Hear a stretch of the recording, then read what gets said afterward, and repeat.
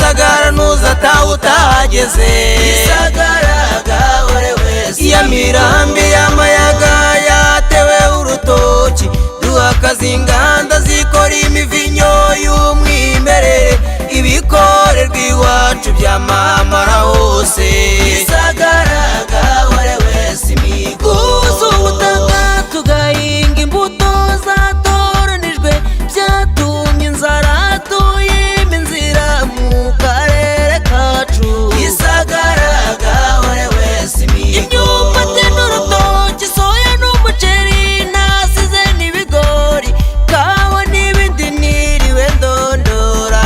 Gisagara gahore wese imigo Gisagara karere kuje ubudasambukwa si imihigo, kwitwa imbanza bigwi n'ibyatugwiriye twarabiharaniye. iri cyerekezo gihamye ibikorwa byawe nibyo bidutera kukuvuga imyatoze twemye. Gisagara gahore wese imihigo guteza imbere imiturire, abagutuye bagatura mu midugudu, byafashije kubona amazi n'amashanyarazi ndetse n'amavuriro hirya no hino.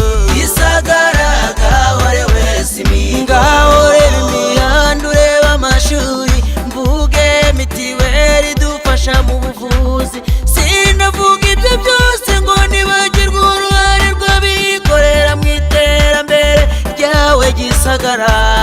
Gisagara gahore wese imigo twiyujurije amacumbi asobanutse, abaza batugana turabazimanira, byaba ngombwa bakanarara, Gisagara aragendwa.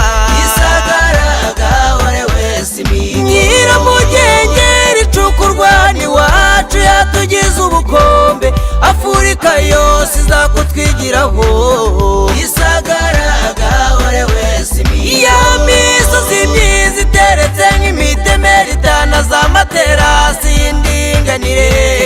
Gisagara gahore wese imigo Gisagara karere kuje ubudasambukwa si imihigo, kwitwa imbanza bigwi n'ibyatugwiriye twarabiharaniye. iri cyerekezo gihamye ibikorwa byawe nibyo bidutera kukuvuga imyatoze twemye. Gisagara gahore wese imihigo twifitiye imihanda ifasha imbanza bigwi guhahirana n'utundi turere duhana imbibi. Gisagara gahore wese imigo reka mvuge n'imihanda ihuza imirenge yose igize Gisagara, yadukuye mu bwigunge hose ubu haragendwa.